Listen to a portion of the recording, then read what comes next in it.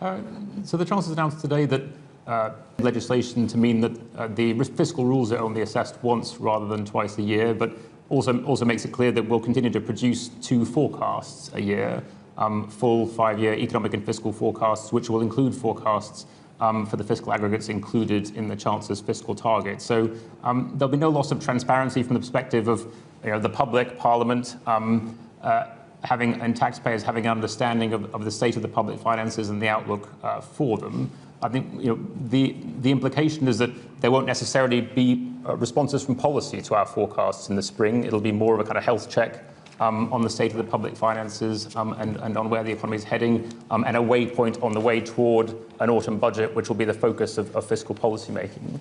And I think, as I said in my presentation, the headroom that the Chancellor's now built up against her fiscal rules of around £22 billion is around the average forecast to forecast change between our forecasts, which also means that there's a better chance that the rules are still being met in our spring forecast than when she had lower headroom. Thank you, Richard. A question probably for you, Tom, on the 2-child benefit limit. What behavioural changes have you modelled for the removal of the 2-child limit? And that's from Jordan Byrne. Thanks. So in the estimated cost of that measure, there is an assumption that around 25,000 additional families claim universal credit that are not currently claiming universal credit because of the increased generosity with the 2-child limit removed. That is the main behavioural assumption that's made in that costing. Thank you. Sorry, I may be coming back to you, Tom. Delphine Strauss asks, from the FT asks, the OBR is forecasting big near-term increases in spending and later increases in tax revenues. Mm-hmm. How uncertain are the revenue forecasts? And what is your assessment of the effect of the salary sacrifice changes at different earnings levels? So that's 2 questions there. So, I answered the question earlier on the increase in spending, which is around £22 billion. And actually a lot of that is already increases that we're seeing in spending this year, and then is kind of maintained over the forecast period. And as I said, it's a combination of higher spending in local authorities, in welfare, and in debt interest. The increase in the forecast for tax receipts is largely driven by the higher earnings and inflation forecast, and that therefore builds up over time. And in particular, we've got a higher wage forecast next year, and so the increase in receipts kind of starts next year and then grows over time. I mean, in terms of, well, first of all, on salary sacrifice, we do expect that to mainly fall on higher earners. It tends to be higher earners who use salary sacrifice, and it is also the case that with the £2,000 cap, that also means that it's more likely to affect higher earners who put more than £2,000 into their pension through those sort of schemes. I mean, in terms of the risks to the tax forecast, I guess a couple of things to say. One is that the increase in the tax to GDP ratio over the forecast takes the tax to GDP ratio to what would be a record high for the UK, and around 5 percentage points higher than it was before the pandemic. That is largely driven by increases in personal tax. A lot of it is driven by the threshold freezes, but also other changes in personal tax. And that does affect a very large number of taxpayers, and therefore the yield from it is more certain to the extent that the kind of behavioural response is easier to estimate. But it is very sensitive to the forecast for earnings and inflation. And what we've seen over the course of the past few years is that these threshold freezes have raised a lot more than we originally anticipated, because inflation and earnings have been so much higher than was expected before the energy price shock in particular. So there is still uncertainty around that. Another chunk of the increase in the tax GDP ratio is driven by capital taxes, so capital gains tax, stamp duties, inheritance tax. Those do tend to be more uncertain in terms of the kind of behavioural response that individual taxpayers might have to those tax changes, and also to the value of assets, equity prices and property prices in particular. Thanks, Tom. I just wanted to check, any more questions in the room? This lady here again.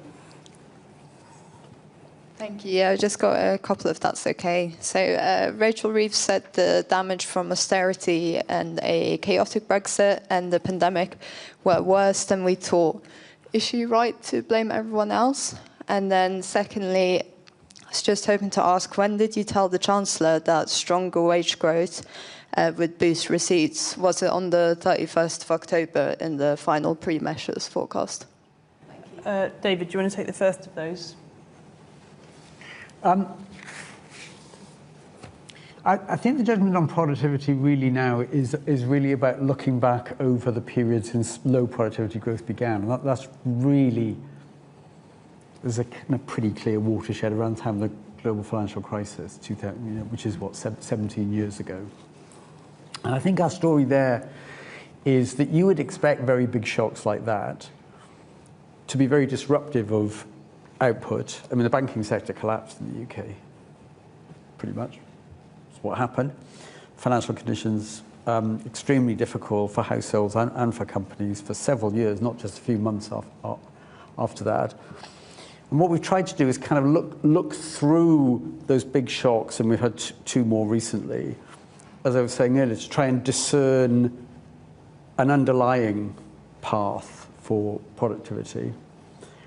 And it's been affected by not just those shocks, it's also been affected by Brexit, which we'd already factored in to a large extent and taken a big chunk off, frankly, UK potential output down the road, and that had a substantial impact on our productivity forecast. We made that judgment back in 2017, which was the last big downgrade. It's difficult to know quite what the main factors have been in what now looks like a much more sustained reduction in the growth of productivity than just the lingering effects of some shocks which are all going to go away. And as I said earlier, we're now far enough past the latest set of shocks for us to think that it's just simply too optimistic now to expect any kind of return to the somewhat higher rate that we'd had in our assumptions more recently.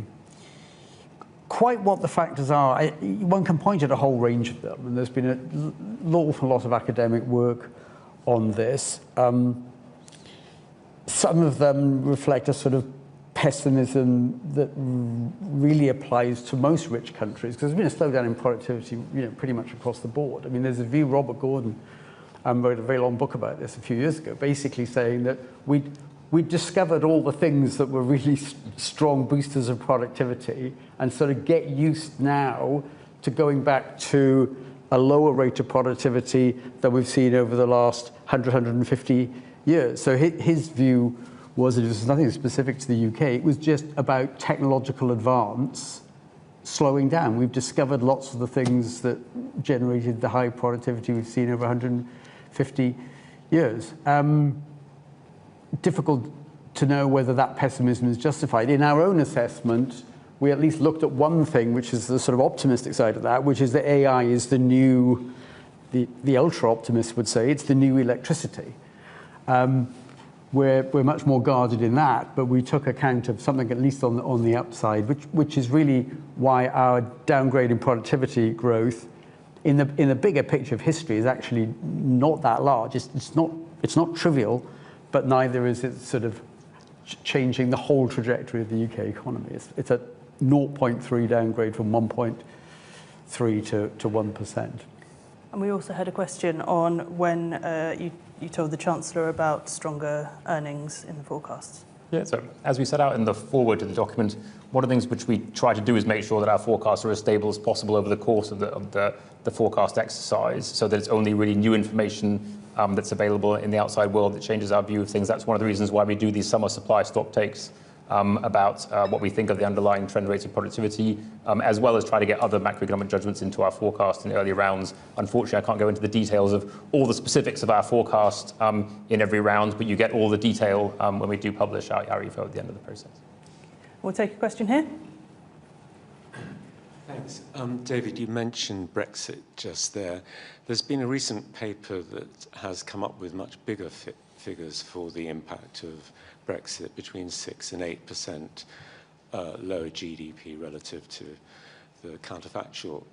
Have you taken on board those estimates? Do you stick by your 4% figure, which you came up with originally? Yeah, it was a serious piece of work by Bloom and other authors. I think there's been some other serious bits of work that have come on the other side of our 4%. That's just the latest in a bit of an industry of trying to work out what the effect on productive potential of the UK is. We didn't feel that latest study was so utterly convincing that the many studies on which we base the 4% number should now be, in a sense, put to one side, and the latest one, let's give that 100% weight.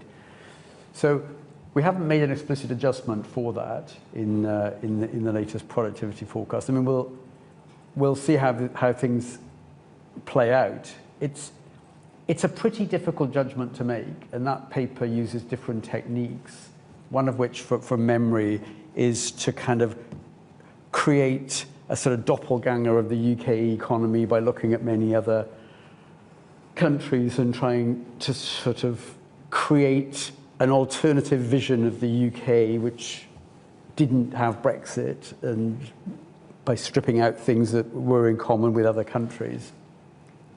Those kind of doppelganger economic experiments are very difficult to get right. So I think it would have been a bit premature of us to say, wow, there's a new study come out which said the answer is 6% or 7% or 8%. Let's jump and change our forecast. Can you just wait for the microphone? Sorry, Thank you. in your judgment, is the 4% deterioration, is that now in the current economy, or is there still a bit more to come in coming years? I think there's still a bit more to come, because we made the judgment that this hit to productivity would play out over a fairly extended period, and it was over that period that the trade intensity of the UK would decline. So, and it was a judgment made, what sort of, where are we now, 2025, I mean, sort of 5 or 6 years ago, when it became a bit clearer what the leaving agreement was. So it's certainly got some way to play out, and I don't think the whole of that effect has yet played through. Thank you. Final chance in the room. Okay, we've got a few more minutes for questions online. Tom, Suchan asks, who is bearing the greatest burden of the tax rises in this budget? I set out in answer to the previous question the increase in the tax GDP ratio over the forecast, and also the main additional yield that the Chancellor has raised at this budget is coming through personal tax increases, the personal tax threshold freezes in particular, which obviously apply to anyone who is working. Then after that, there are a wide range of other tax increases which are aimed at particular groups of taxpayers. Thank you. A couple of questions for you, David, on different topics. The first is your inflation forecast is 2.5% for 2026, but this did not include the downside surprise for inflation in September. Had the OBR used that, would that imply inflation returning to target earlier in your current forecast? And a question from Delphine Strauss at the FT. The forecast for real household disposable income has been cut. How does growth over the coming years compare with historical levels? On real household disposable income, the central forecast is for a period of very low growth in real household disposable income per person, per capita in the UK. I mean, after this year, looking forward, it's running at about 0.2, 0.3% a year. I mean, that's substantially lower than the long-run average in the UK. And it's a disappointingly low number. It reflects partly the productivity judgment and partly that the tax takeout of GDP, which obviously is a factor behind disposable income, is rising, and there's some pretty big tax increases down the road.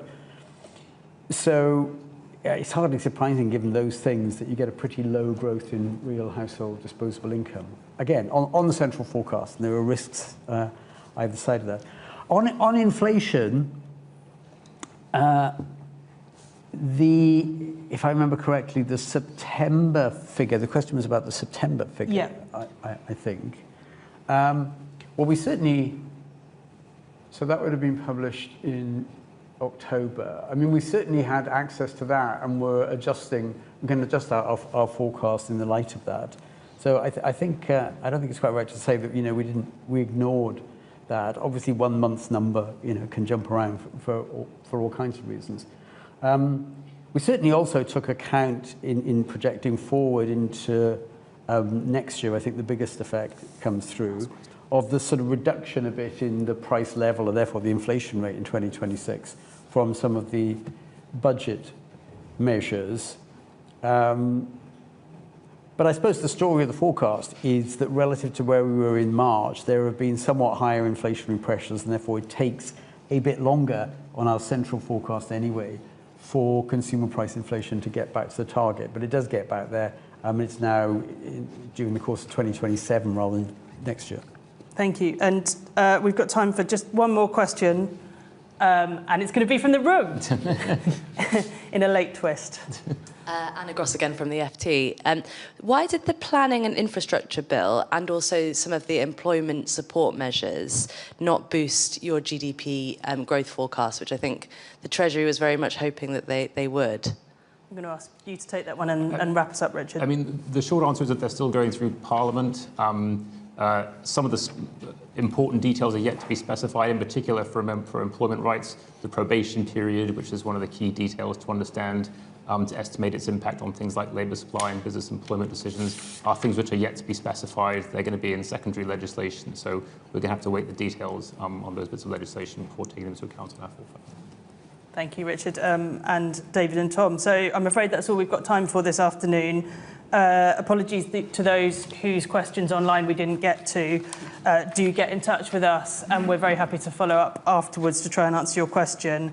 And I will wrap up by saying thank you to all of you for joining us today, and we look forward to seeing you at our next event in the new year.